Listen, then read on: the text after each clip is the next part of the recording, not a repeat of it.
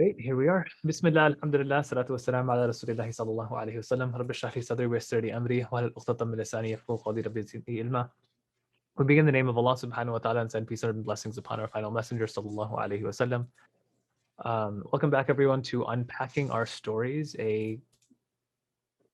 not that I have to introduce this anymore, this is the sixth time we're together, but a series in which we try to have a conversation with the Qur'an about Surah Yusuf and talk about some of the important kind of ideas that Allah subhanahu wa ta'ala hits, recognizing that Surah Yusuf or just any story in the Quran isn't just a story that occurred historically, but is a story that's occurring in each of our lives and in society at every moment.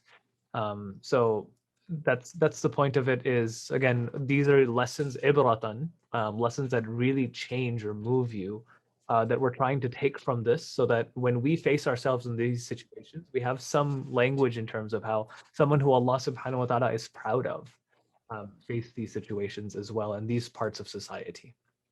So with that, we're going to get started with the ayah that we left off on last week. Briefly, where we are in the story of Yusuf alayhi salam is Yusuf alayhi salam, again, born to a like in a prophetic family. Yaqub was his father. Somehow I entered the waiting room. Okay, Yaqub alayhi salam was his father. He saw a dream that he's going to be the cause of his whole family's submission to Allah subhanahu wa ta'ala in terms of when they all kind of bow down. This leads to his brothers who were jealous of him, throwing him in a well. From the well, he found himself in the scenario of being in Aziz's home. He grew up in this home, and last week we talked about, again, every turn that Allah subhanahu wa ta'ala puts someone through, any competency that they gain, it will be tested. So last week we got the crux of that test, in which the woman whose house he was living in, she tried to seduce him in that singular act when she said, "Hayta lak," like come at me, but not in an intimidating type of way, in a very different type of way. But she said that, and Yusuf alayhi salam ran, and that's where we are today. And today there's a lot of different topics to get through. Some of it is going to be the idea of objectification, how a scandal should be handled versus how a scandal is mishandled, the idea of elite culture versus regular culture. There's a lot in today's 7 ayat that we're going to try to cover. I'm going to try my best to get to ayah 32 or 33. My apologies if we don't quite get there, but instead of giving you a whole overview, I'm just going to start ayah by ayah, and I'm looking forward to, inshallah, your contributions as well.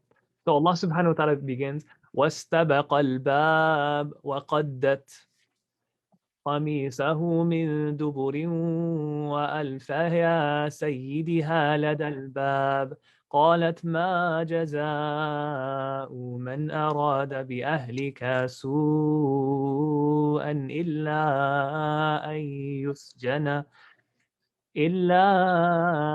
يسجن أو عذاب أليم. They raced for the door. So this is literally a scene right after she said Hayta lak. And I want us to also appreciate here, last week we talked about a single ayah in which 10 years passed, 10 or 12 years passed, when he went from being a child sold into slavery to reaching an age of maturity. Here, we're going to spend like 5 ayat on a specific, probably like, I don't know, 15, 20 minutes of his life. Because that's actually how time passes. And what I mean by that is, like, time is not linear in the sense of the impact that it has on your life. There are certain moments that have such a significant impact that 10 seconds are worth more than the last couple of years, because that's how much of a trajectory things change in that amount of time. So we're going to get literally what happened in the last one is she locked all the doors and she said, Hayta lak. And Yusuf alayhi salam last week said, Ma'adallah, he was able to hold himself back. And if it wasn't for the signs or what Allah subhanahu wa ta'ala had inspired within him, he would have inclined towards her as well. And then Allah captures the very next scene, وَاسْتَبَقَ الْبَابِ, and they both raced towards the door. And وَقَدَّتْ قَمِيسَهُ, and she tore his shirt min duburin, from the back. أَلْفَ يَا سَيِّدِهَا لَدَى الْبَابِ, and as he reached the door, her her Sayyid, her husband, was at the door. Her caretaker actually is found in this case. Allah doesn't again use the term Zawj because there seems to be an indication that this is not a working marriage. What is he to her? He's her financial provider. Her financial provider was at the door. Want to stop just here and just appreciate a couple of things happening in this really tiny scene, but they're both racing towards the door, but are they racing for the same reason? He's racing towards the door to get out of the situation he's in. She's racing towards the door to ensure he cannot get out of the situation.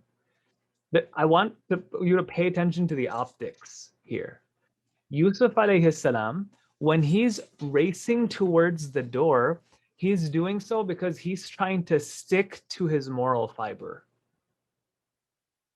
The optics of that are important because sometimes we talk about people standing their ground or sticking to their morals.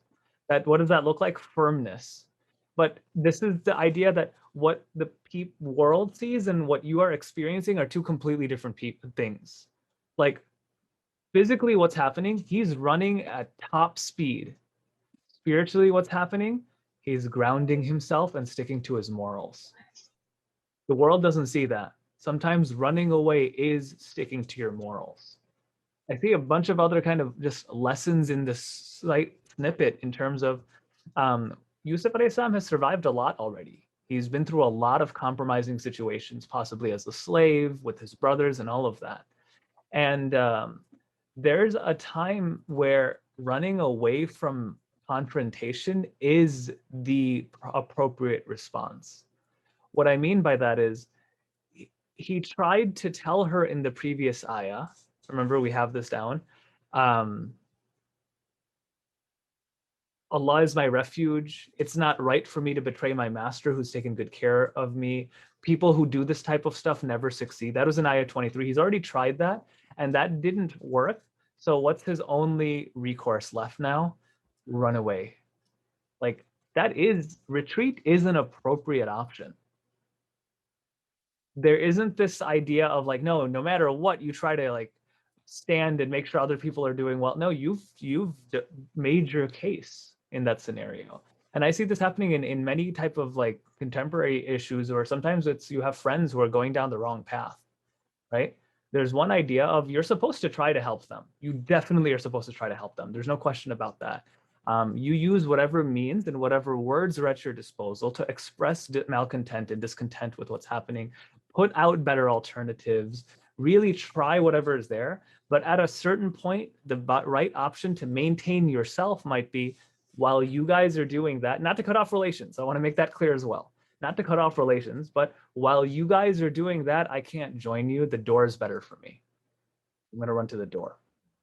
The other idea is Allah in the previous 2 ayat ago said that she locked the doors, but he still ran towards a locked door. Like, I don't think he was anticipating he could break through the door. Like, this isn't that type of superhero story. It is a superhuman story, but not that type of superhuman story. Like, he's not trying to like break through the door that way, but he's still running to the door, even though it seems quote unquote hopeless. It doesn't matter if it seems hopeless. You do what you have the ability of doing. What is that? Let's say he had pounded and he tried to get attention. Someone help me, and no one heard. That's still better than him going, well, looks like I can't do anything. She locked the door. And what did Allah provide for him? And this is quite interesting too, where I literally see this. She probably took care of everything that she could have. And what I mean by that is like, it seems like she locked every door. Part of me would think she also did this at a time in which no one else would be in the house. But what did Allah provide for? That her husband was right outside. I think this, if I was playing this in my head, this would be like, oh, I forgot something by the bed. Like he just happened to be coming by at that moment. Allah arranged for that synchronicity to take place. Oh, we haven't, oh yeah, we did get there. That they found, she found her husband at the door. That just suddenly occurred. So the lesson here is you're supposed to try. Even if the door looks locked and it looks hopeless, you have to make a priority here of like, no, what would trying to escape the situation look like? What am I capable of in this moment? And let me get there. What do you guys think? What are some reflections you have of just the first half of ayah number 25? I think it's in line with exactly what we're taught in every other aspect of Islam, like even when it comes to repentance or building a habit, it's about consistently and trying your best, right? Like Allah subhanahu wa ta'ala is not going to judge you based on somebody else's standards, but the whole entire point is for you to do whatever you can at to the utmost of your capacity. And if you take a locked door as an opportunity, that's not really you living up to your capacity. That's you using the situation to not live up to it. Yeah, definitely true. And I see this on a day-to-day basis even happening in terms of, let's just say you have a bunch of friends who swear all the time, or like use profanity left and right. There's one argument where like, I'm just going to join in. There's another of like, doesn't matter if they keep doing it. Someone might even tell you, you know, you not swearing, it's not actually doing anything. Like, we're not going to change our ways. You're like, yeah, but I'm still not going to do it. Still not going to do it. Like, there's so many scenarios where we find ourselves like this of like, the door is locked. It doesn't matter. I'm still going to go to the door because that's better than being here.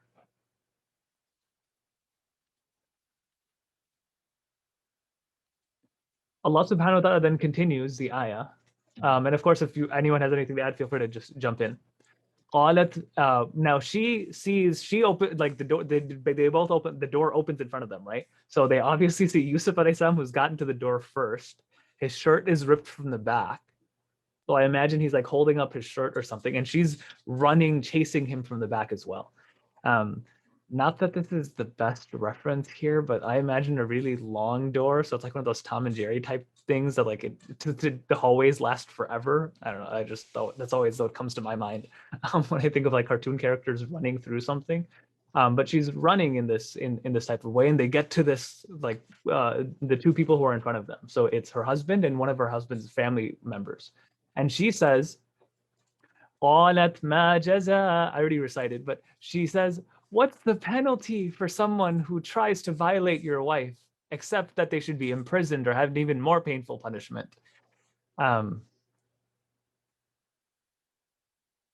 Someone tell me what's wrong with this scenario. I find it kind of like interesting that Allah mentioned that the shirt was torn from the back, which indicates some sort of attack from the back, and the only one who was standing behind Yusuf alayhi salam was the woman. So she's trying to obviously turn it around on him, but like the proof is right there. That's definitely right, Sherban, and Yusra, you're right as well that everything is wrong with this scenario. But look, put yourself empathize with what a victim would be going through in a moment. That they just went through something traumatic. Do you think their first response would be, what punishment will they get? No. You'd be like in the state of Yusuf alayhi salam. Probably worse. Like he was a prophet, so he was probably in pretty good condition relatively compared to an average human being. But someone who's not in that standing or been through what he's been through, he's been around the block. So he's kind of used to I don't want to say he's used to trauma, but he is used to being like bought and sold and thrown around his whole life. So he might be less shaken than the average person, but a woman who's been in the position that she's been in, I don't think she would have responded that way if she were attacked. Yeah. This reminds me actually almost exactly of the brothers of Yusuf. You know, when they were crying and they came to their father and they're like, Yusuf, he was eaten by a wolf. Here's a shirt. Like, you're immediately presenting proof that doesn't flow. Like, you've moved on too quickly from your brother being eaten by a wolf. Same thing here of, look what he tried to do with me. How should we punish him? Like, wait, what? She's selling it, and you can even find it within the recitation here. Why don't you just like pay attention a bit? ما جزاء من أراد بأهله سوءا إلا أن يسجن أو عذابا أليم. She's stretching it out. There's a whining that's found even within her own. She's trying to sell this story. She's really trying to sell this story of, look what happened. She's faking it. Like, what's the penalty of someone who tried to violate, except that you are going to imprison them or give them a painful punishment? We've actually had situations like this take place in contemporary society. I don't know if you guys are familiar with like there was a sexual assault or rape allegation against 5 teenagers in Central Park, and it was later found out that it was completely made up. They didn't do anything. And almost exactly what happened here was they were really worried about what punishment are they going to get? Are they going to be on the death penalty? Can we give them the death penalty? That seemed to be all what the prosecutors wanted to do. And it was found out later on it was completely made up. Literally, they weren't even in the same space that any of that had happened to. So it's quite interesting just from there of like the painful punishment is what they kind of move on to. Moise, you're definitely right. Both situations involve a shirt. That's what's known as a literary device, except this actually, in terms of like the last time, the shirt is going to be a symbol throughout the story that it's always going to lead to clarity of some sort. Even if it's tried to be used as a problem, when it's analyzed correctly, it leads to some sort of clarity. So we're going to get to that in a second. Isra had put forward that, do I think it's a symbol of his dignity? Both times someone tried to rob him of his worth from Allah, but Allah is the one who restore it. Yeah, we're going to get into that a lot more, especially towards the end of the story when his shirt, Yusuf alayhi salam literally gives his shirt over to his brothers and said, go take this to my dad. And it literally restores sight. Zishan puts the comment, and again, feel free to unmute yourselves, but it also shows that she never really loved Yusuf alayhi salam. Not that, and Zishan, are you suggesting that's because she's trying to throw him under the bus like right away? Yeah. Yeah, I think that's a good argument to be made, that there's a difference between love and lust, and one of the major differences between love and lust is what? Lust, when push comes to shove, you choose yourself. That doesn't happen in the case of love. In the case of love, you're actually interested in the whole person. Why would the person you love, why would you want to throw them under the bus in that situation? So yeah. Assalamu Yeah, alaikum, Chaplain. Walaikum salam for life. This makes me, I'm no Arabic like expert or anything, but I was hearing earlier today that the word like fitna, like one of the ways to interpret it is like confusion. So this kind of just seems like this woman is just utterly like confused and just acting on some temporary feelings that are kind of like illusory. Yeah, I think that's appropriate as well. That complete loss of words of what to say. So this is what comes out. How are we going to punish him? How are we going to imprison him? This almost seems like I want to get him to shut up as quickly as possible. Like she's afraid of what he's going to say. So let's hurry it along. Let's get to the punishment right away.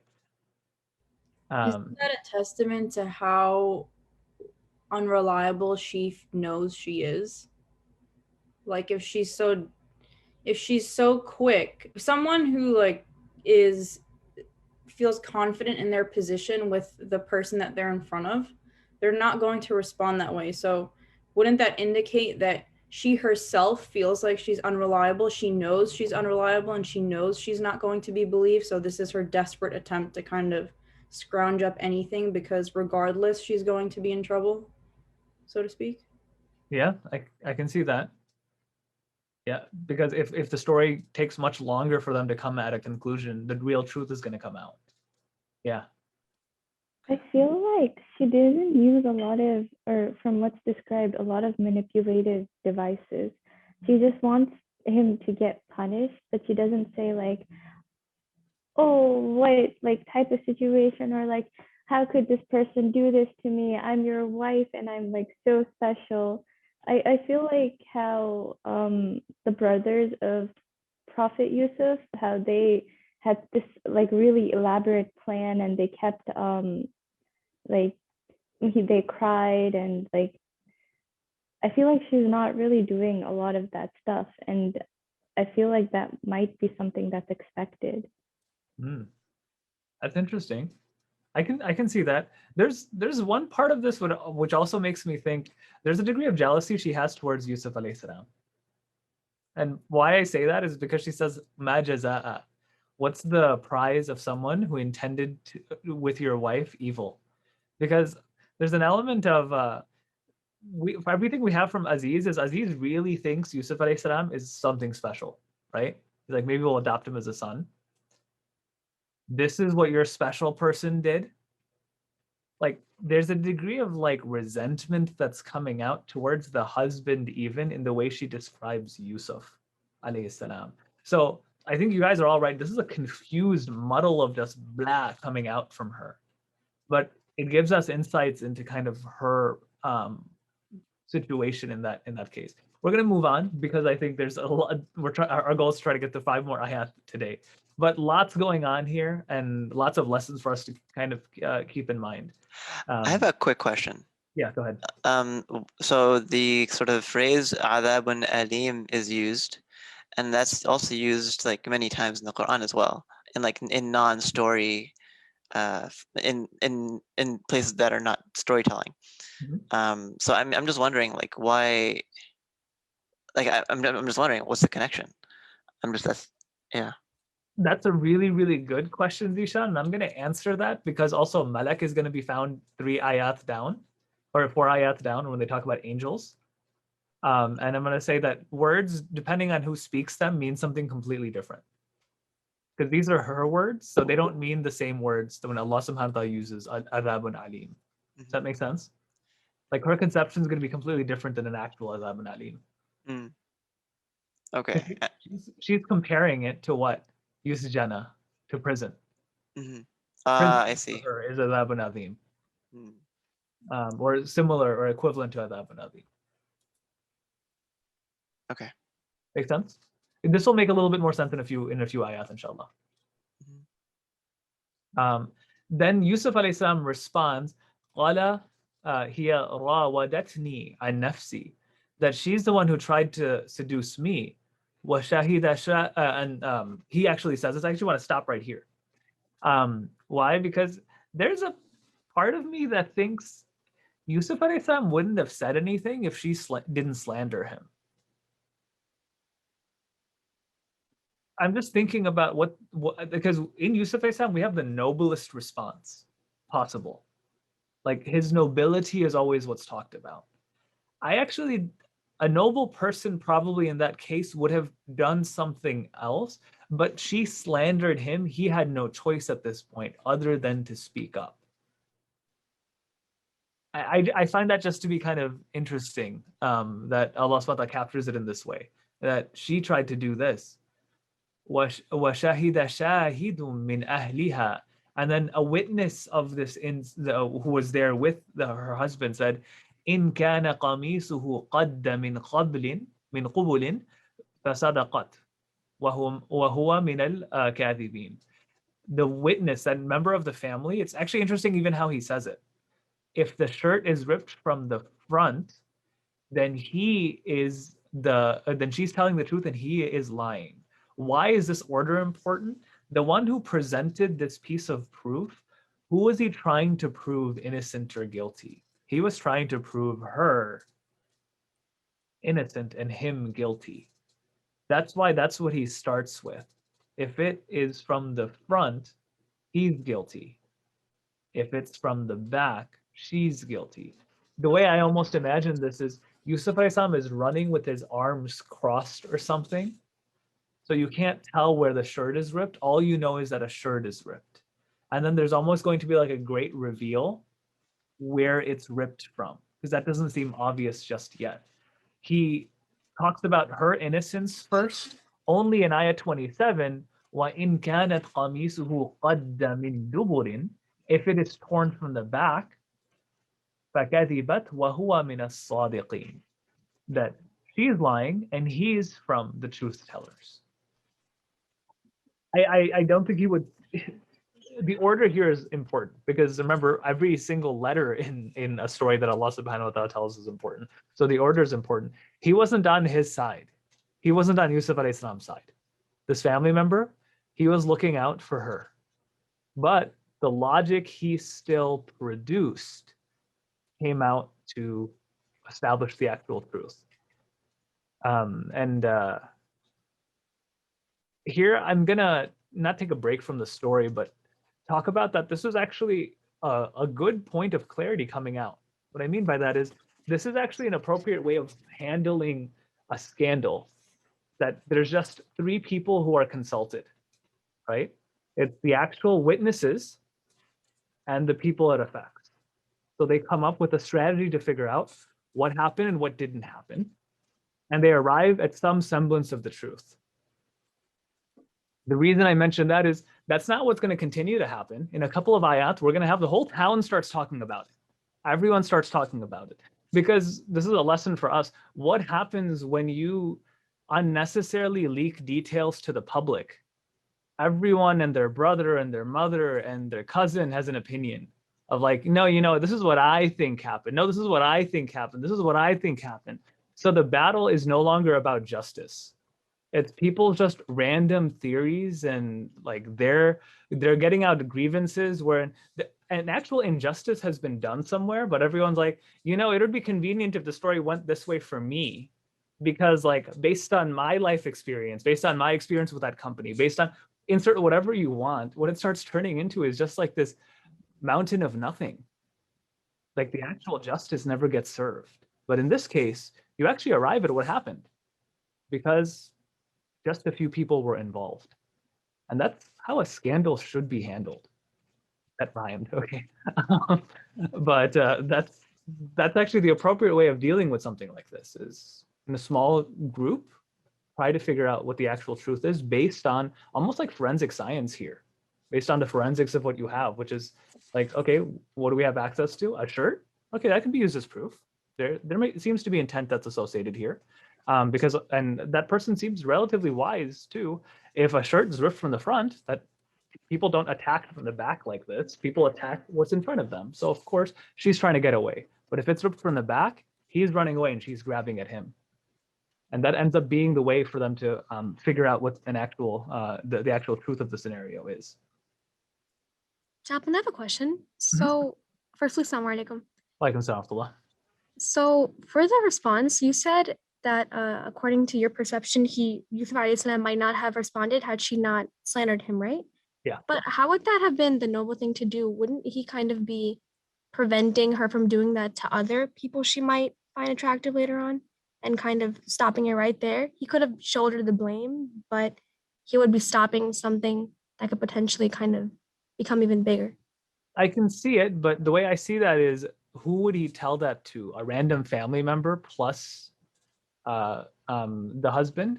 Or would it be more of just telling the husband at another time? Do you see my point? Like, not in that moment necessarily. That's what I mean by that. I think you're definitely right that to prevent abuse is important. The prevention of abuse or prevention of further harm is important. You can't stay silent on that. So I think you're definitely right there. But this is what I meant by in terms of he's just kind of exposing her quote unquote sin. I don't think he would have done that unless there was a slander against him. Does that make sense? So you're saying he would do it at a later time instead of at the moment? He would probably do it at a later time, and he would try to do it privately, just to the person it concerned, not to whoever is in front of him in that moment. Oh, okay, that makes sense. And also for the family member, you said that the family member appears to be on her side, but it looks as though he's being objective. So how did you come to that conclusion? Because he states her innocence before his. Oh, okay. Yeah. So he's relatively level-headed. Of course, that's true, because he presents a methodology that could lead to anyone being proven. But even if something is objective, people might still take a side. And it seems to suggest that he's taking the side of her. And it's just the way he said it. He could have said, we just look at the shirt and the shirt will tell us. Yeah, definitely. Who is man kadhib wa man sadaqat, right? He could have said something like that, but he doesn't. He goes out of his way to first present the case of her being innocent, then presents the case of him being innocent. That makes sense? Yeah, it's like those questions that are always skewed to one side based on how they're phrased. Mm-hmm. You know, when we all take those surveys and things of that kind. So yeah, it reminds me of that. Okay. Jazakallah khair. Well, yeah. Do you think that that it has to do with, like, you know, people who are more powerful, have more status, like, are generally more trusted than people who, maybe that's something that maybe you can think about? I think that's definitely, that theme is going to be found in just a few minutes, where people of power are going to try to abuse Yusuf alayhi salam. So it's definitely going to be a consistent theme here. So I can see that being an allusion to it as well. I'm also reminded of the trial of Banu Qurayza, and how the when their trial was, they chose someone who, I think, they chose an arbiter, like, themselves, Yeah. to the judge themselves from their, I don't know, I don't think he was from their family, but they were the ones who chose him. Yeah, definitely. When Zisan's referring to an incident in the Sirah where a tribe within Medina had betrayed their oath, and they knew what the punishment was supposed to be for them, but they chose, they were told, choose an arbiter who's going to decide what happens to you guys. And they chose someone who was always their ally. I believe it was, I'm forgetting his name now, but it was one of the Ansar who was supposed to be their ally at all times. And that companion came down on them so hard, and they were like, oh snaps, why did we choose him? Yeah, so definitely I can see this being similar to that in the Prophet ﷺ's time. But eventually, of course, فَلَمَّا رَأَى قَمِيصَهُ, gotta appreciate that's فَلَمَّا, and finally when. I can see this being a discussion that took 20-30 minutes. This wasn't just the shirt and we all agree. No, it's فَلَمَّا. After a lot of debate, رَأَى, they saw, or he saw, he saw is more like the husband, Al-Aziz, he saw قَمِيصَهُ, his shirt, قَدَّ مِن دُبُرٍ, torn from the back. قَالَ إِنَّهُ مِنَ الْكَيْدِكُنَّ. This, indeed, this is a plot of, this is something that we really got to interpret here, because this has been misinterpreted a lot, that this is all of your plot. Inna kaydakunna azim. And this was, you all have the most crazy plans, or the most like significant plans, the greatest plans. What I mean by this is he's eventually made to see, not see with his eyes, but to understand what happened with the shirt. And he's like, oh my gosh, you plotted this from the very beginning. You've been intending this from the very beginning. He like realization is hitting him. And he not only just says it about her, he says, Kaidi kunna, this is the plot of all you quote unquote women. Inna kaida kunna azim. The plan of women is, that's why it says the cunning of you women, indeed, you cunning is so shrewd. Not the best translation, but this ayah gets misinterpreted to say, look, women all have evil plans, and like this is how Islam sees women. They always are scheming and plotting. Gotta say here, is this Allah saying it? No, this is a dude who was just betrayed by his wife saying it. I'm gonna put something out that's just prevalent in our society. People who have suffered betrayal, let's just say a divorce took place, a very messy divorce took place. All right, in that moment afterward, what happens? You have the husband thinking, the former husband thinking, all women terrible. Or same thing, a woman just went through a very messy divorce. What she thinks, all men are evil. Because what do? We generalize. He is doing that completely here. Women, man, women. That's what he's saying. This is not to say this is the actual truth, but this is how he's thinking. This has affected him so much. He's just like, I can't trust any woman ever again. Because all women are schemers. All women are planners in this way. Because that's what a betrayal like this would do to a person. That's one way of interpreting it. The other way I look at it is maybe something like this had happened before. Like it's like, my wife has done stuff like this before. Oh my gosh, this again? You guys are always just plotting and planning. I see that being a reaction too.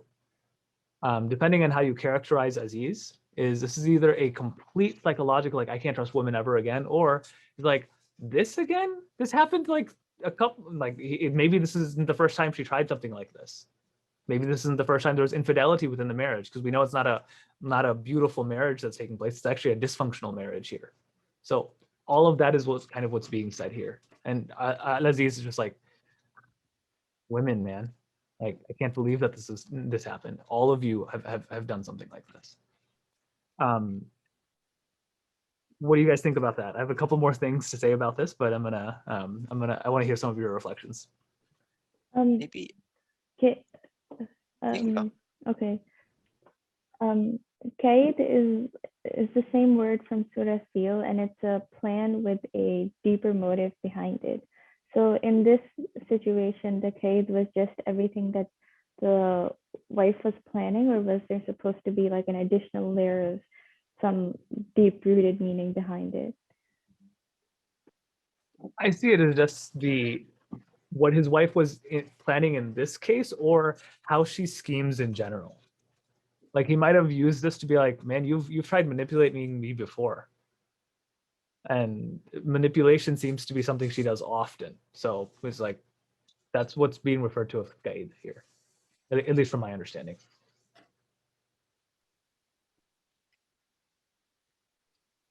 You know, I was thinking maybe when he's talking about women, he's talking about women in like that society. Or a certain type, quote unquote, of woman. I can see that, especially because of the ayat that are about to come. We're going to talk about these elite women in that society, which seem to have some very peculiar and weird practices. So yeah, I can see that being a very appropriate translation here. Like all you elite women, I would assume she is what we would describe today as like a trophy wife, or like a real housewife of insert whatever city. Yeah. I think this is one of those examples, one of those prime examples that the Qur'an is timeless, because not really much has changed from, like, you just changed the time period for us, but this stuff happens all the time. And it's unfortunate, but you just do a Google search and you'll get maybe 20 cases of exactly the same thing. Sorry, you just took the point that I was about to say. I was like, because politicians today never have scandals. Oh no. And celebrities never get in trouble for infidelity. Because like that's stopped. This is only a practice of ancient Egypt. Yeah, no. So that's exactly what I was going to say next is like, yeah, these plots never have stopped. This situation's never stopped. It just constantly seems to keep happening. And the weirdest part about it happening is you actually see this all the time in these scandals, is it's with quote unquote people you'd never expect. And what I mean by that is like you'd have like a celebrity couple and then someone like cheated with random person on the street, cheated with someone they were an employer or an employee of, even with government officials. Like the news broke this week, right? Of I won't name the governor. Well, obviously you guys know who it is, but still, like mayor or governor or whatever. Like it just news breaks and like, oh, this happened. What? To someone they were employed, they had power over in some way. Like it just happens over and over and over again. That's one of the reasons why the Qur'an puts it forward, is this is a weakness within human beings, and these are archetypal stories that never actually end. You have to figure out what your role is going to be once you experience something like this or hear about something like this happening. This also reminded me of how the Prophet ﷺ told us never to lie even as a joke or an exaggeration. And in this ayah, he's exaggerating. Now, regardless of, his experience, he's in shock, or if he's just seeing the situation again, it's still an exaggerated generalization. And when that's in the back of your mind, just subconsciously even, it's still a form of untruthfulness.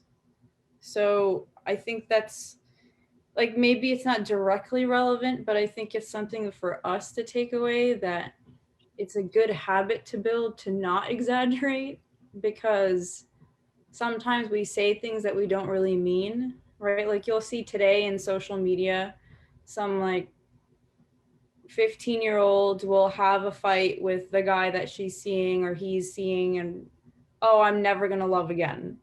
Or, oh, I'm never going to do this again. Or, oh, this will never happen for me again. I will never get that job. And we kind of take away from our faith in Allah when we use terms like that. Yeah. SubhanAllah, I can see that. So it just shows his belief in Allah, so to speak, also. I will never, or all of you women, it's indicative of his mental state instead of saying, oh, you know, oh, this is just her, I shouldn't judge, as opposed to all of you women are evil. Yeah. All powerful points. I'm gonna move on because I'm gonna try to not take until 7:30 like last time. I'm gonna try to wrap by like 7:10 or 7:15 inshallah, but we have a couple more really juicy ayahs. Every ayah is juicy, but we have a couple more really juicy ayahs to get through. Allah subhanahu wa ta'ala then continues and captures the very next statement that the Aziz makes.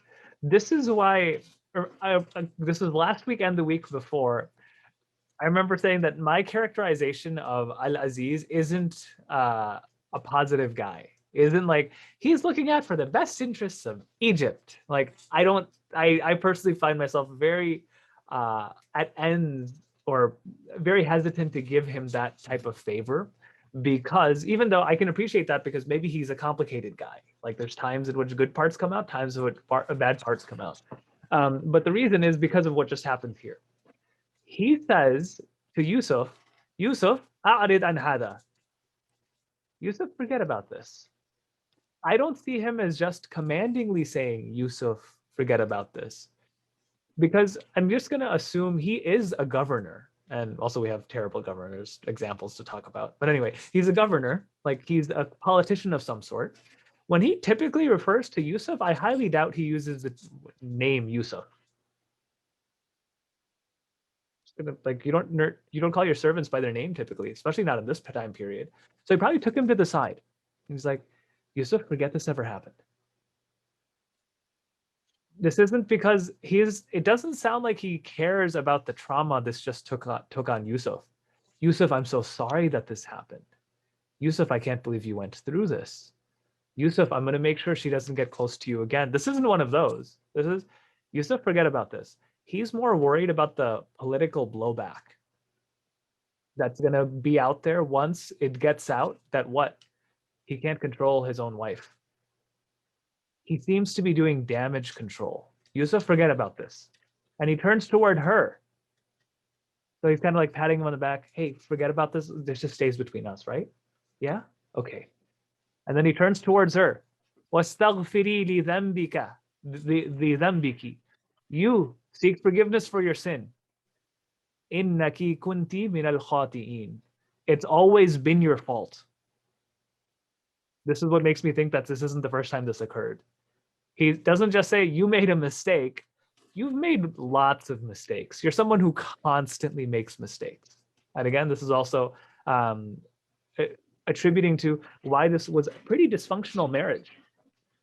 Because in a functional marriage, when your spouse makes a mistake, you know what you do? You made a mistake, we can fix it. Nope, he's just like, you're always wrong. You're always making mistakes. This is just you. Just seek forgiveness for your shame. And dhambin is used. Them is like dhunub it actually is a small tail, but it's a tail that you're embarrassed of. It's something that's like attached to you that you're embarrassed of.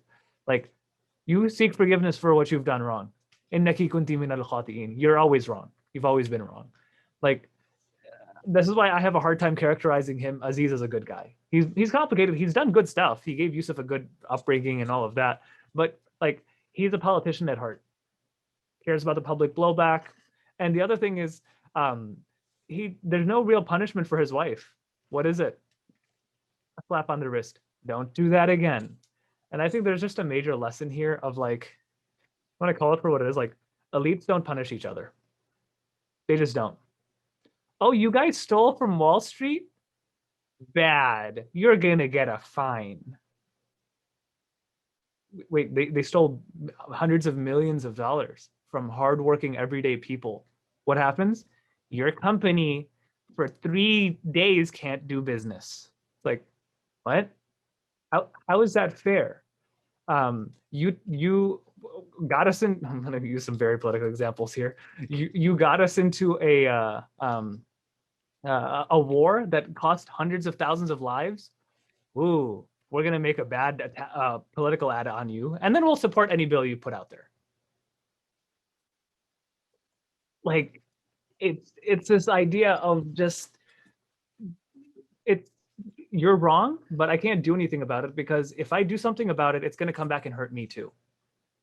Because elites all rely on each other. So he's just like, I married you because of your status. You're a good trophy wife, and I don't want to lose out on all of that. So like, just don't do it again. Or if you do it again, don't get caught. That seems to be his mindset here. I see a couple of things on the chat. Yusuf said, isn't the statement past tense though? Kunti min al khatiin. Yeah, that's what makes it suggest that she's always done this. So yeah, that you're right, it is in the past tense. Asim says, a little stretch. Sounds like our government and not punishing a certain world leader. Yeah, or journalist. I don't think that's a stretch at all, Asim. That's the general thing of like, elites don't punish each other. And even if they end up getting caught in doing something, they have to go on an apology tour, and there's no actual consequences that come from it. Versus if a poor person was to do something like this, death penalty right away. If it's someone who's rich and powerful, you're like, let's not do this. Because there's also another reason. I'm just going to use a practical reason. If he decided to go crazy on her right now, you know what he's probably afraid of? She knows my secrets.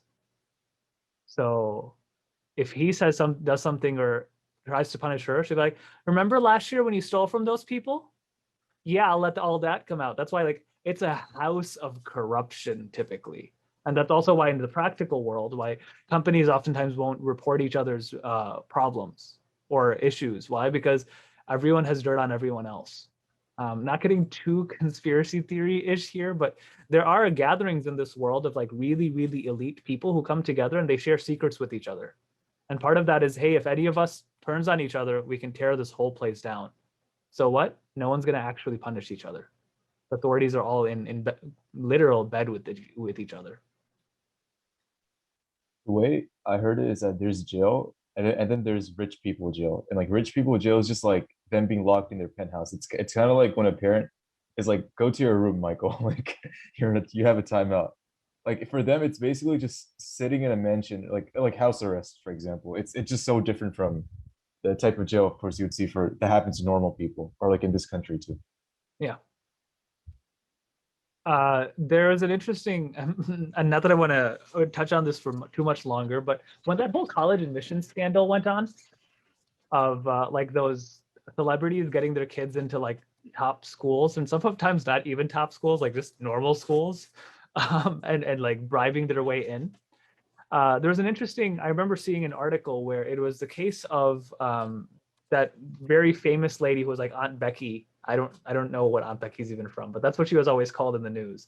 But that lady, she got 3 days in prison, I think, and a fine. And then there's something that happened with in like a county right next to hers.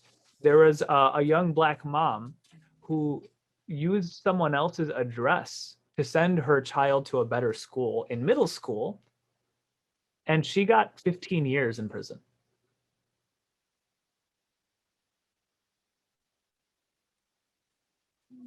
It makes me think of like 2 ayat in the Quran. Like one, I don't know it too well, but I remember it said like Allah subhanahu wa ta'ala said that people who have a lesser punishment for a wrong act, their punishment is just delayed to a later date, which would be Yawm al-Qiyamah. And it also makes me think of the ayah where people who accompany each other or befriend each other, or their friendship is based on crime, like they're gonna turn their backs on the day of judgment and like blame each other. And it feels like the woman's kind of just showing like a hint of that tendency here. Yeah. SubhanAllah. That's definitely true. And Adina brought this up as another example. President of a European country got charged with corruption, got 3 years, of which he's spending 1 year in house arrest. Yeah, and his house is probably worth, like, it's people would pay hundreds of thousands of dollars to live, like, be there for a couple of days. So yeah, it's subhanAllah, it's crazy. And that's where we rely, of course, on justice coming from Allah subhanahu wa ta'ala. But this is just putting out like a human reality of this is what happens to the elite when they even charge each other. The next couple of ayat are going to be talking about that as well. Allah continues, وَقَالَ نِسْوَةٌ فِي الْمَدِينَةِ Imra'atul Aziz, the wife of the minister now. Aziz is his actual title, this guy with a lot of dignity.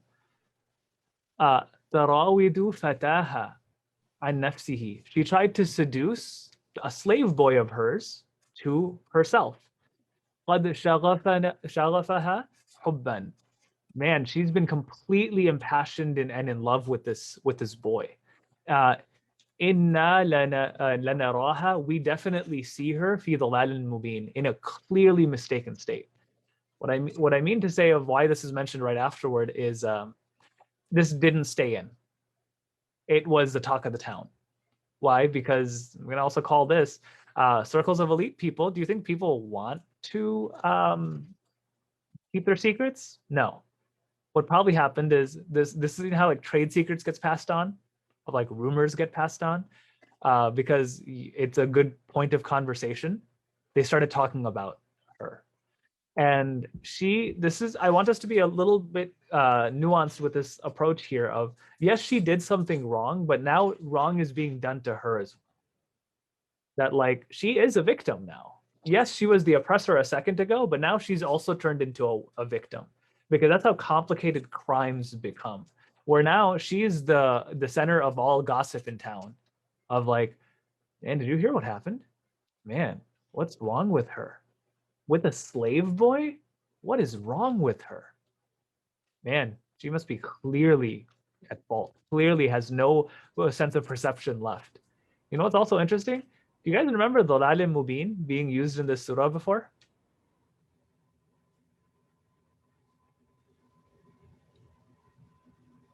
Is it, sorry, use where? Hannah, I think you're muted. My apologies. Can you hear me now? Yeah. Okay. So, So yeah. yeah, towards the beginning of the surah where the 12 brothers are talking about their father and they're like, oh, Yusuf's the favorite. There's something wrong with him or something like that. Yeah. The exact same statement that they used. Abana fi dhalalin mubin. Our father's in clear error. The talk of the town is she's in clear error. Because they're also messing up. What are they doing? You know what they should do? They should go and reach out to her. Hey, is everything okay? We heard a rumor. That's what friends who are actually want good for each other would do. When you hear about something happening, you don't spread it. You know what you do? You confront and be like, is there any way I can help? That's a genuine friend. Allah doesn't call these, oh, and her friends. Qala niswatun fil madinati. Oh, the women of the town. Because this could have been, I see this more along the lines of, because this culture still exists, of, ooh, this is the most popular mean girl. Now we can take her down. I can't believe I just made a Mean Girls reference. But like, this is finally being able to take her down. They got the piece of information that they need, so they're spreading it around. Aha. Oh yeah, you guys thought she was that crazy? Wasn't she perfect? Yeah, it just made me so mad that she's perfect. She's not. I know what she did. I have a question. This is the type of talk that's happening. Go ahead, Isra. In elite societies, though, isn't someone who's wealthy and a part of a scandal, if it involves a slave boy, wouldn't it be likely that they would shift the blame onto him? Like, I know she tried that in the beginning, but I find that even society tends to do that. They blame the person that will make the least amount of noise or has the least capability of making noise. Yeah, probably. They probably would. And I think that's actually what she does. Right after this, when she gathers all of them together and says, hey, it's not me, it's him.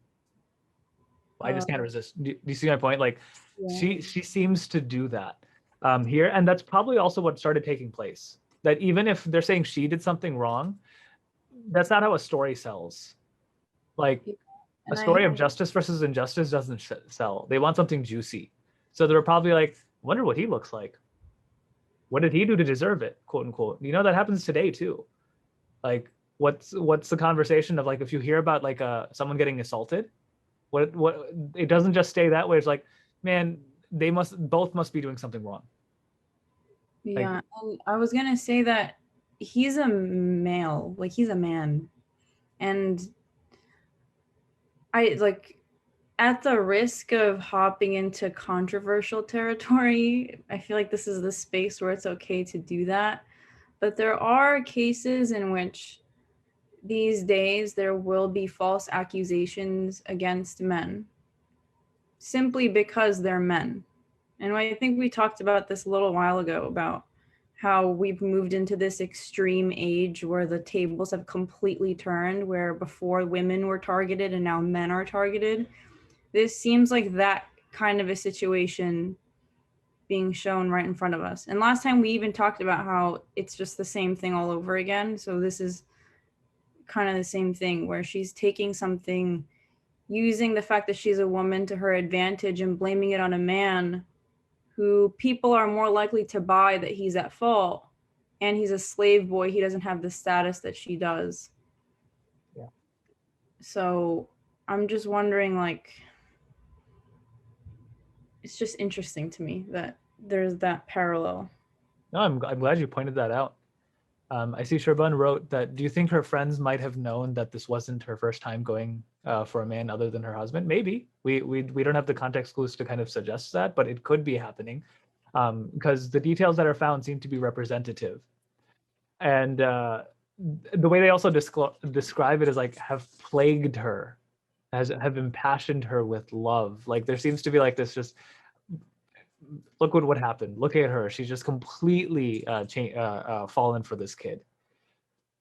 So there seems to be almost character assassination here. But the last point of this I wanted to mention is the effect of this.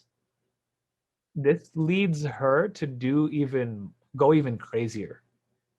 Like she tried to seduce him and failed. What she's about to do is even crazier, and that has been fueled by the gossip that people have put forward of her. This is also what happens in contemporary society, where like if your reputation's already lost, might as well go further. Because the last thing that was holding them back from their desires completely was, what will people say? And suddenly it's like, well, people think I'm terrible anyway, and now I will show them a monster. Starts happening. And I'm not going to quote any celebrities here, but there's a bunch of documentaries about celebrities who, once the rumors came out, then they went even crazier. The second time, the third time, the fourth time. Why? Because they're like, my good boy image, my good girl image is already gone. So might as well have fun now. That seems to be what happens to her as well. Chapel? Yeah. So about like this particular incident, right, in the Qur'an, like I remember someone talking about this, and I feel like like the words they used to describe what was happening to Prophet Yusuf alayhi salam, I felt like it was I felt like they described it in a very poor way, but I wanted to hear your thoughts on it. Like they said that, oh, Prophet Yusuf alayhi salam was like he was almost like raped in this incident, but I feel like when you use the word raped or like assaulted, it kind of implies that he was powerless. But we know that as a prophet, that prophets all had like very strong physical strength. Like they make it sound like he wasn't capable of defending himself. And yeah, just wanted to hear your thoughts on that. He was definitely on quote unquote the receiving end of a terrible power dynamic, right? So no, his physical strength wasn't taken away from him. His dignity, Allah actually defends him, saying that even in a moment of hopelessness, he ran towards the door. Like his dignity was never lost. He holds on to it, and we're going to find even she admits that she wasn't able to take away his dignity, but now she wants to. We're going to find that in the very next ayah. So prophets can be in compromised situations, but their dignity will never be taken away. And that seems to be how Allah preserves kind of the legacy of Yusuf alayhi salam and all of the other prophets. And to the comment of like, oh, he was almost raped. I don't know what the speaker's kind of mindset or approach was, or their understanding. No, not a speaker. It was just like a student. Oh, Yeah. Whoever it was, I don't know what their mindset was, and I wouldn't use that term necessarily, but like he was put in a very inappropriate scenario in terms of, and was put in a scenario in which temptation was huge, and also like there was a command of his quote unquote superior to disobey Allah subhanahu wa ta'ala, but he chose not to. So that's how I would react to it. Isra, I see your hand is up. I was also going to say that I think it's smart that he didn't use his physical strength in that moment, because had he done that, I think that actually shows his power, because him not using his physical strength shows, one, his self-control, obviously in that kind of a situation, but it shows his self-control even when he's defending himself. He's not pushing her off. He's running away from her. And of course, like, you can legally implicate someone. If he put his hands on her, she could have had a legitimate claim saying, oh, he touched me. Oh, he hit me. Oh, he did this to me. But she doesn't even have that. She doesn't even have the satisfaction of saying he touched me, because he didn't. He left. He walked away. And that's probably what got her. And I think that was the greatest point, is that he didn't even need to touch her or use his physical self to get himself out of it. SubhanAllah, Isra, you saying that just makes me think of another story with the parallel of Musa alayhi salam. Musa alayhi salam, what does he do? He physically gets involved and he throws, he's the original one punch man, throws a punch and the Egyptian dies. For those of you that got that reference, awesome. For those that didn't, don't worry about it. But he does that, and that was the result. Yusuf alayhi salam, Allah says he used his strength to do something, I would argue, to do something even harder, which was just run away, just walk away from the scenario. That's how he kept his kept to his morals, and Musa alayhi salam kept in a different way. So I can see there's scenarios for both, but this is beautiful in terms of which scenario was for what. Even the Prophet ﷺ, he says, like, the strength of a man is not in his physical, it's how he controls his anger. In this case, it's not anger, it's, I think this is harder than anger. Yeah. But that's just what I thought of. When he talked about Allah preserving the dignity of prophets, I actually just remember the example with Prophet Isa alayhi salam. Like, I remember Allah saying, right, that like Allah would never allow Isa alayhi salam to go through such a painful death like that on the cross. Like, he would never allow that to happen to a prophet, and so he preserved his dignity by rising him up to the heavens. Yeah, definitely. That's what the Qur'an will say, that about he was not crucified, and it's seen as a way of like exactly that. Like, crucifixion was a humiliation. I was like, no, my prophet didn't, like, the prophet I sent, my prophet never got humiliated. So yeah, definitely. It brings us back to like Ibrahim alayhi salam, like Yunus alayhi salam, and even like Pharaoh's wife. He didn't allow her, like, he didn't allow Pharaoh to have that last moment of satisfaction of taking her life. Yeah, subhanAllah, definitely. So many connections here. I'm going to try my best to get through 2 more ayat here in the next 10 to 15 minutes. So please try to bear with me, inshallah. Then this ayah is long, but I think it needs to be put forward just because it gets super misunderstood. So I'm going to فَلَمَّا سَمِعَتْ بِمَكْرِهِنَّ. So she heard about all of the things that were being said, right? Like, all of them were saying. So أَرْسَلَتْ إِلَيْهِنَّ, she sent towards them, وَأَعْتَدَتْ لَهُنَّ متكئا وآتت كل واحدة منهن سكينا. So she called for all of them to be gathered together in a banquet, like in a place of food, and she sat them all down and gave them all knives and said, "Ukhruj alayhinna," come out before them. And when they saw him, I'm gonna first paint the scene and then get to the rest of the ayah. She heard about everything that they were saying, so she came up with a scheme of her own. She's going to call all of them in one place in a banquet. She maybe has them all seated in like a really, really comfortable type of seat, and she gives some of them, knives, right? And she then says to Yusuf alayhi salam to come out. And maybe they're like cutting fruit or they're doing something. Whatever the entertainment of these crazy rich women is, Allahu Alam, like whatever their form of entertainment is. But the gathering that's being painted here is not a great gathering. Because, well, how did it start? Oh, she heard about the gossiping and she came up with a place to continue that gossiping. Like this isn't like, this is a press conference to establish my my innocence. This isn't that. This is, oh, you guys are gonna do me harm? Well, I'll show you harm.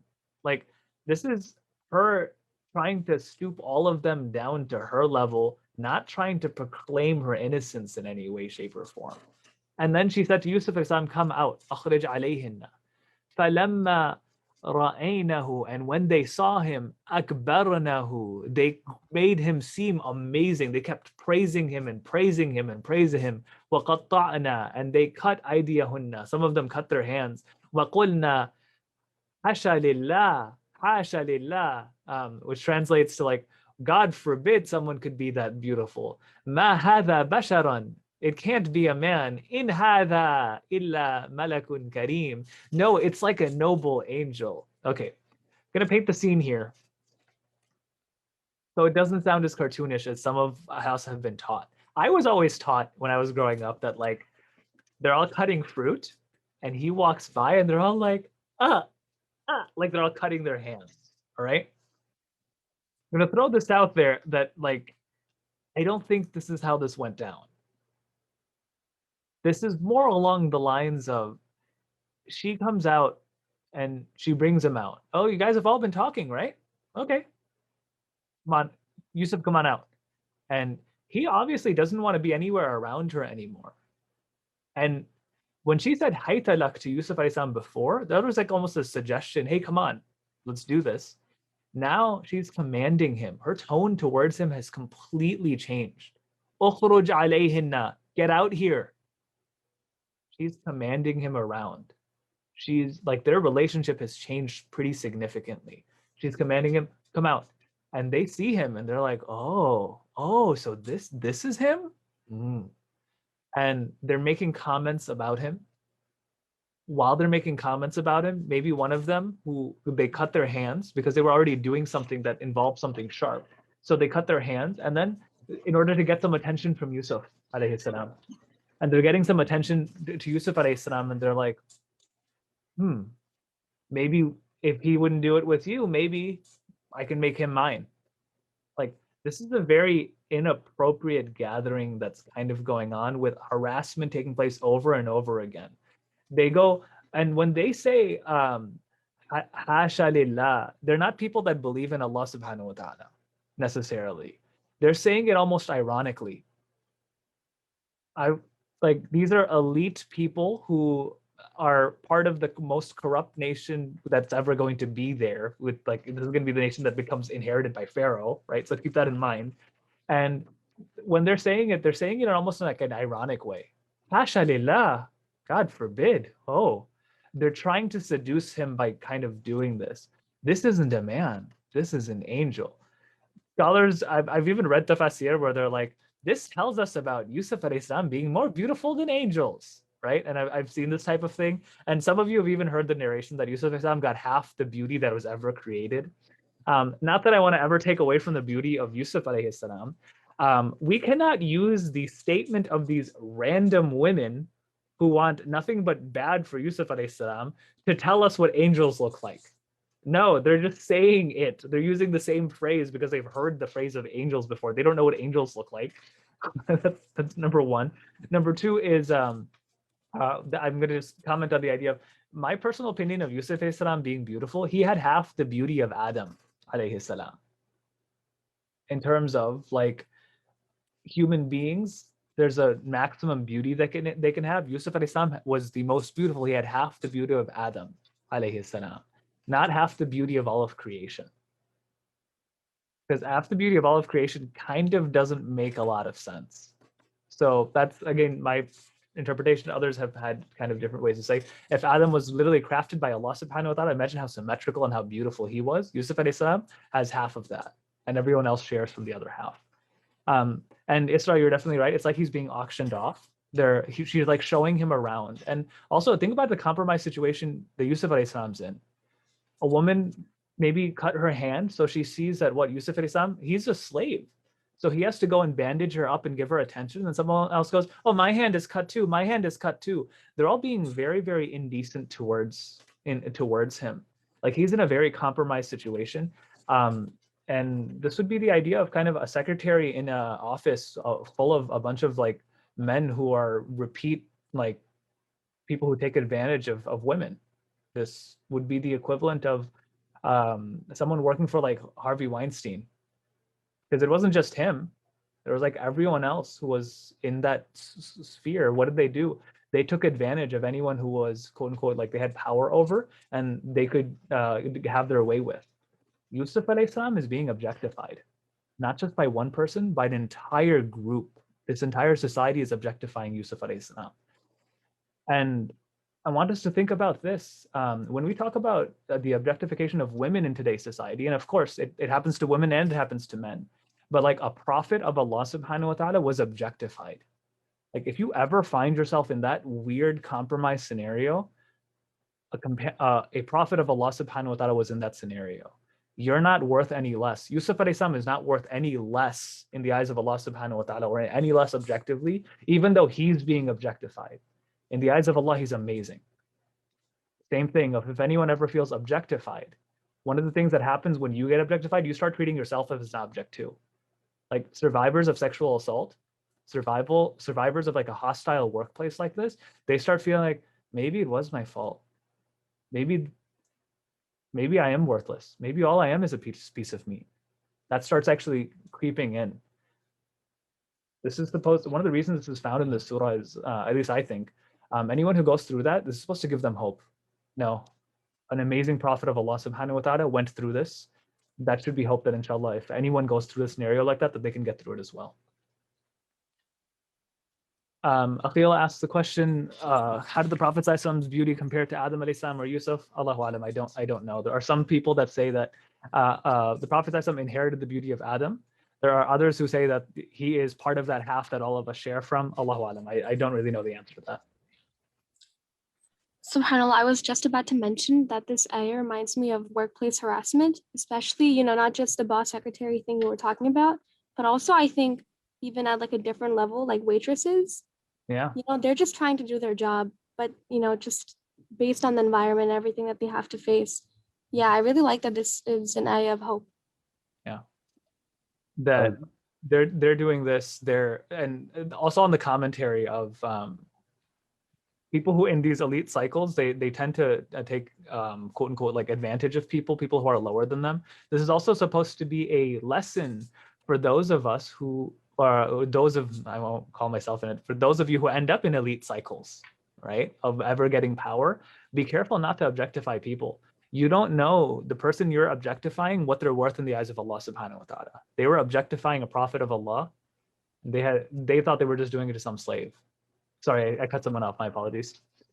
No, I was just gonna ask, is there a particular reason why all the prophets, of course, were the most beautiful creation of Allah, right? Like in this world. Was there a particular reason why none of the other prophets were ever objectified the same way Prophet Yusuf was in their lives? Like the Prophet, for example, was of course like extremely beautiful, right? But of course he was never in a position like that where he felt objectified or someone tried to objectify him, or with the case of any other prophets. Yeah. This is a much bigger conversation, which I think we'll address more towards the end, but there are 4 prophets whose physical beauty is talked about. And all of them end up being prophets who are political rulers. Dawood, Sulaiman, Harun, and Adam. They're talked about as being extremely beautiful. All of them are either the leader of this whole civilization, or they are political rulers. They're like kings. I think that's really interesting because it seems to be that that's something that's given to them or described about them because they have to lead masses of people and entire nations.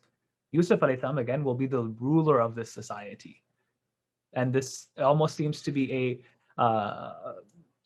I don't know what to call it, but it's a weakness of society that they only follow people who are quote unquote require them to be aesthetically beautiful as well. Does that kind of make sense?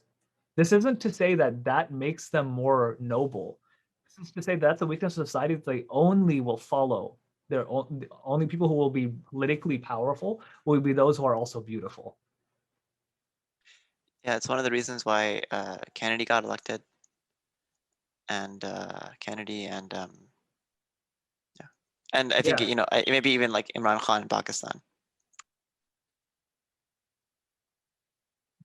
Yeah, it can definitely be seen that this is one of the weaknesses of the society itself that seems to take place in. And I think it's just an interesting point of conversation to be had of why only the prophets that are politically ruling, their physical beauty is ever described. I just find that correlation to be interesting to think about. I'm reading this ayah and I'm thinking like this is the first time they're seeing him. So how well was he like hidden from the rest of the world? As if this is like the first time that they're seeing him. Yeah. Or it's the first time that they're seeing him in a setting in which they can make a. There's a tafsir that talk about that they weren't just brought there when it says muttaka'an, that they were inebriated. She got them all drunk. And these are drunk comments that they're all making. So yeah. Aqil are definitely right on that comment. Mariam too, makes sense why all American presidents are quote unquote tall/good looking or fulfill those beauty standards, quote unquote. People who romanticize serial killers who are good looking. Yeah, like what was that guy's name? Something Bundy? Ted Bundy? Yeah, Ted Bundy. I mean, yeah, he used to get like letters, I think, and women were in love with him. Yeah. So it's just kind of interesting that the other thing is they're paying attention to his physical beauty. Does Allah ever in the Qur'an itself talk about his physical beauty? No, Allah says what? His ability to read people. He was smart and wise. He had the best, he was among the Jaza'ul Muhsinin. He was excellent in his character. But you know what people could never see past? Especially those that had desires in their hearts. What did they think? He's good looking. Dang it, he's good looking. Like that's all they could appreciate him for. Not really appreciating his actual things that Allah sees in him. Last ayah for today, inshallah. And my apologies, it looks like we are going to go until 7:30 again today. قالت فذلكن, and she continues her speech. And that الذي لمتنني is the one that you blamed me فيه about. وَلَقَدْ رَاوَدَتْهُ, and I sought to seduce him عن نفسه, for myself I did. فَاسْتَعْصَمَ, but he saved himself. It's actually quite interesting the terminology she even uses.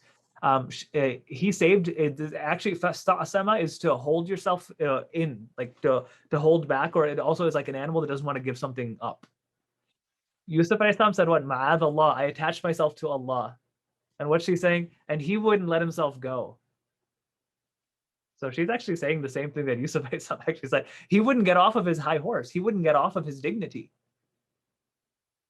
وَلَئِن لَمْ يَفْعَلْ مَا, and if he doesn't start doing what I tell him, مَا أَمْرُهُ لَا يَسْجُنَنَّ, I'm gonna definitely imprison him.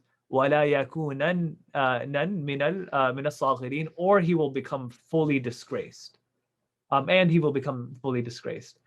Lots to unpack here, but now she has nothing to lose. Because why? What did she have something to lose before? Of like, oh, all her friends talking about her? No. You guys see? Any one of you would have done the same thing in my scenario. Now that I've come clean, now he's about to see what he's really going to do. Or like the real test is about to come. And now it's not just from one woman, it's from all of them. So she's almost enlisted their help. You guys saw? Okay, well, yeah, I'm definitely going to have him now. He's going to do exactly as I tell him. This is what leads into next week's conversation when we get into Yusuf alayhi salam wanting prison, or prison being more beloved to him than what they call. He doesn't say that lightly. That's based on the entirely compromised scenario that's found in front of him. That she's just like, this is it. Last time it was a suggestion. I let you come to me. You won't do it. I'm gonna force you, and I'm gonna humiliate you. Because there's also resentment, remember, that's being found here. You humiliated me, I'm gonna humiliate you. Because she feels humiliated. She was the talk of the town. Her husband found out this happened. So she's humiliated. So she's like, you humiliated me. What's gonna happen to you is you're gonna be humiliated. Like, again, like she becomes almost like Shaitan incarnate. Because what does Shaitan always try to do? Oh, you could put me in the wrong? I'm gonna take all of them down with me. That's exactly what she's doing as well. Is she saying this with Yusuf alayhi salam in front of her? Yeah, probably, because he's in the gathering already. This is all in that same gathering of the cutting taking place, of like them like being very impolite and improper, and like catcalling Yusuf alayhi salam. Like that's what, while all of them are doing that, she comes out and says this to all of them while Yusuf alayhi salam is still there. So here's all of this, and we'll pick up from this inshallah next time we're together. Any reflections or thoughts?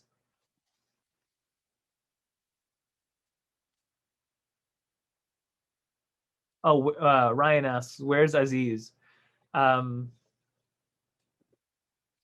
Running whatever his actual political responsibility is, probably. Either that or he doesn't. I don't want to go as far as to call this, but he didn't seem to try to prevent this. His legacy is don't bring this on me. Don't let it get out. So I don't know that he cares about the chastity of, or the kind of the reaction for his wife in this case.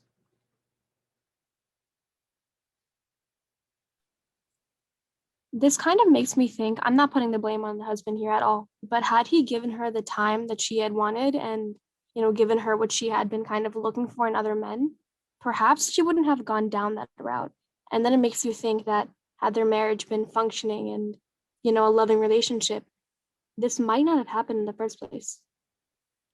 That's a really good point. And I think that's one of our understandings of marriage. The verse in the Qur'an is libasuhum wa libasuhunna, and you're their protective garments and they're your protective garments. What that does is two things. It protects you from the world, but also protects the world from your worst tendencies. That's one of the purposes of your spouse. That if you have terrible tendencies, your spouse is supposed to help you process them. It's supposed to help you in shielding the world against them. Ibn Hazm, he has a book called Fawq al-Hamam, which is the ring of the dove. It's like a kind of like how to be a good spouse type of thing, or how to prepare for marriage.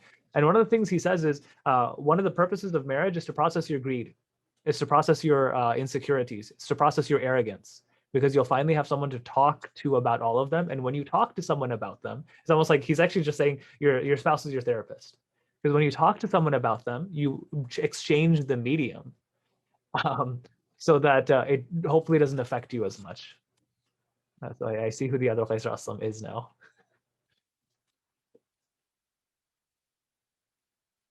Any other comments as we conclude? I could be reaching. Please tell me if I am. But you just said that spouses are like garments for one another. And the ironic part is that she tried to tear his garment, but his garment wasn't removed. And she was willing to remove her garments, but she never got the opportunity to. So it's kind of this play on it, like literal versus metaphorical, but that metaphor actually came to life in this situation. But she wasn't able to get what she wanted out of him, even though she was willing to sacrifice her own garment. SubhanAllah, that's very poetic, and I that has to be intentional. That's quite the connection. I had never made that before. She tried removing his, but like Allah preserved his dignity, but her dignity was completely lost. I have a question. Was the Aziz considered a good person by the end of the surah? Because I always had the assumption that he was considered a good man, right? I think he's a complicated man, that he has certain good qualities, but he has certain completely negative qualities. And that's how I would characterize him. That are inappropriate people able to do some good? Yeah, they are. So that's why his legacy, in my opinion, is very muddled. That he could have been a better husband. He could have actually enacted justice instead of cared about his own reputation. But that doesn't mean good things didn't happen. He did raise Yusuf alayhi salam and gave him the ability of acquiring ilm and hikmah. So complicated. Just like then Allah does this to, well, not just Aziz, by the way. Allah does this to Fir'aun. Pharaoh, who most of us would be like villain number one, right? In the Qur'an, there'd be like Shaitan and Fir'aun. Those are like the two major villains. But even Fir'aun, Allah says, what about him? That he raised Musa. And Musa alayhi salam actually gives him thanks for raising him. So like even terribly corrupt people are capable of certain good sometimes.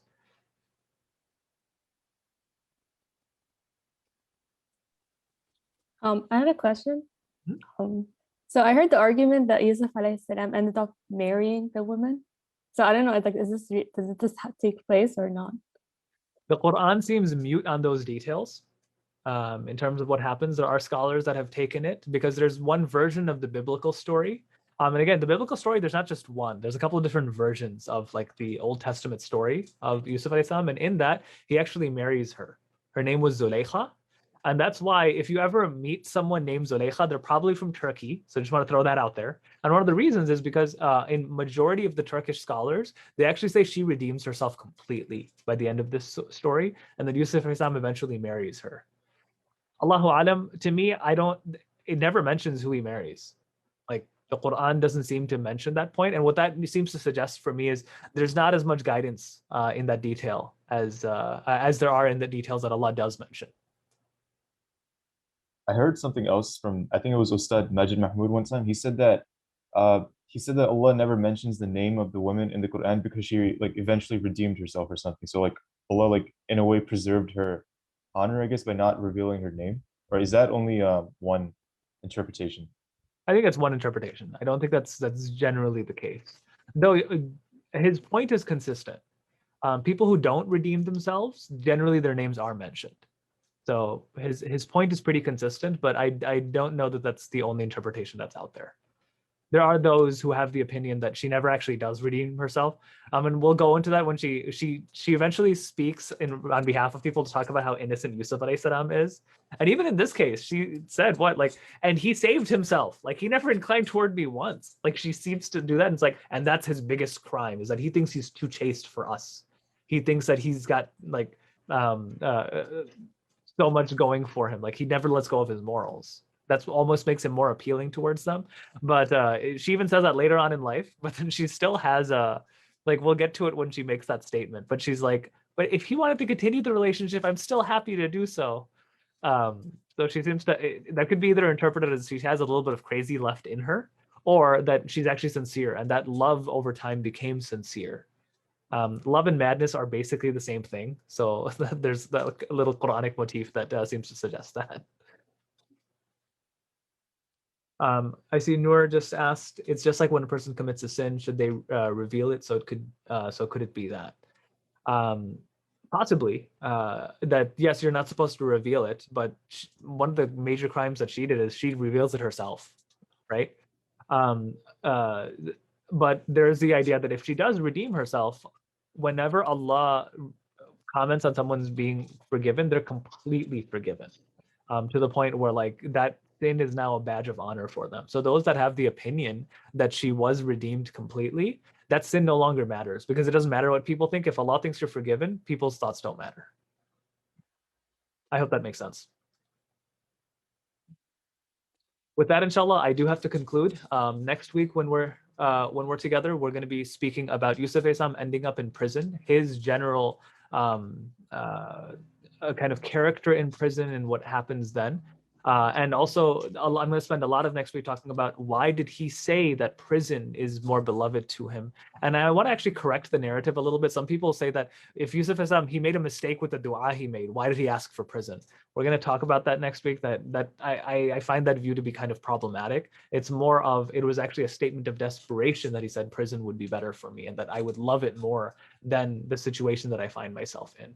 So we'll talk about that. And we're about halfway through the story. I know in ayat wise we're not halfway, but we're going to speed up the number of ayats we do every week in order to try to finish by the time the semester ends, inshallah. With that, we ask that Allah subhanahu wa ta'ala allow us to be amongst those that when we find ourselves in compromised situation, that we run towards the door, we run towards the pleasure of Allah subhanahu wa ta'ala, even when a situation seems hopeless. We ask that Allah subhanahu wa ta'ala allow us to be amongst those that we figure out the truth when there's a complicated situation in front of us using our reason, and that Allah subhanahu wa ta'ala save us from being victims of gossip or being the perpetrators of gossip that lead to the worst parts of people coming out. And we ask that Allah subhanahu wa ta'ala make us amongst those that Allah put people in our lives who prevent our worst characteristics from coming out, not people in our lives or that we become people whose worst characteristics come out because of. Ameen ya Rabbil Alameen. Jazakallah khairan. Assalamu alaikum wa rahmatullahi wa barakatuh. Walaikum salam. Walaikum salam wa rahmatullah. Wa alaikum assalam.